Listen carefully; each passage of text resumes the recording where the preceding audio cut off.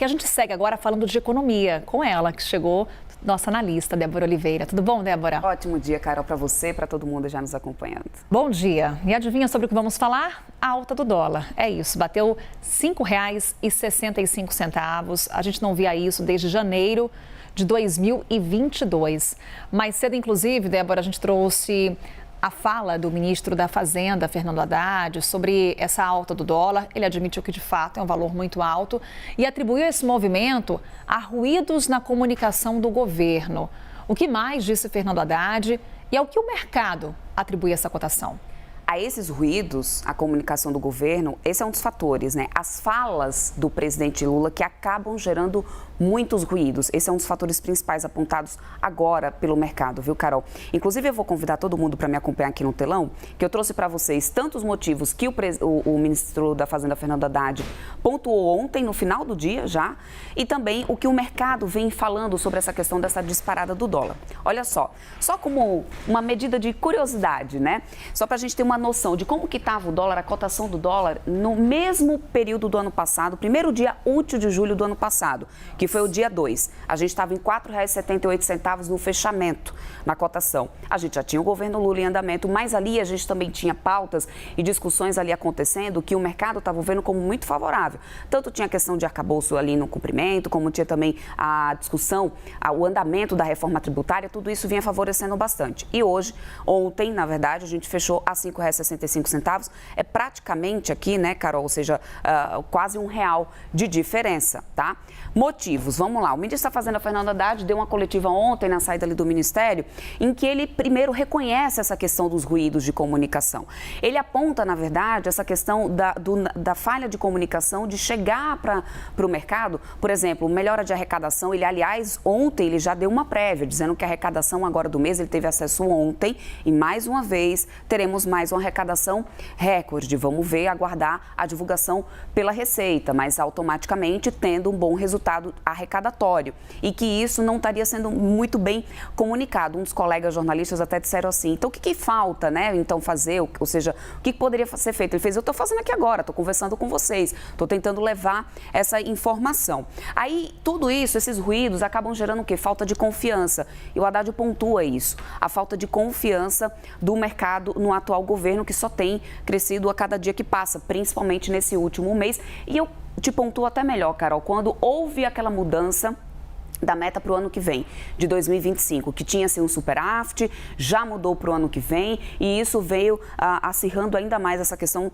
da falta de confiança no governo. E aí a comunicação ruim, que era o que eu estava, né, elencando para vocês, que a Haddad voltou a bater nesses pontos aqui, Carol. O que o Haddad coloca, Débora, nessa conversa com os jornalistas estamos com bons indicadores no campo da economia, só que o governo não está conseguindo passar essa informação. Exatamente. E aí, sem essa informação, o mercado não tem confiança. Não tem confiança, e isso vem piorando cada dia que passa. E aí é difícil você ter a confiança quando você tem essa incerteza, a imprevisibilidade no cumprimento fiscal, que aí é o que o mercado pontua, começando com a questão do corte de gastos, que tem sido cobrado pelo próprio mercado. A gente teve agora déficit sendo divulgado recentemente, um dos piores que a gente já teve, ou seja, essa medida, esse remédio arrecadatório que foi adotado pelo governo não está mostrando tanta eficiência. É isso que o mercado cobra do governo. O não cumprimento de meta fiscal, a incerteza com a meta fiscal, a mudança que já teve para o ano que vem, ou seja, colocando em dúvida o próprio cumprimento do arcabouço.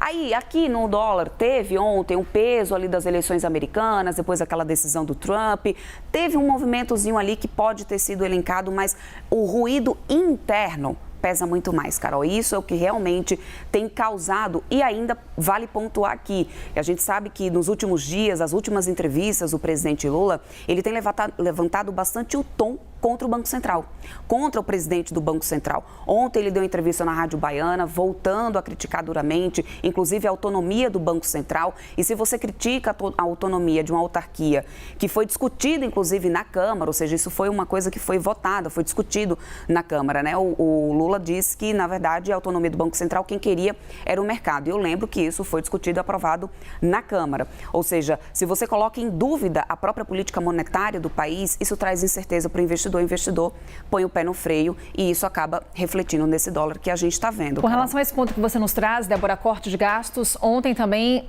Fernando Haddad foi questionado com relação a medidas que podem ser tomadas. Ele disse que vai ter uma reunião nessa quarta-feira, inclusive amanhã, né, com o presidente.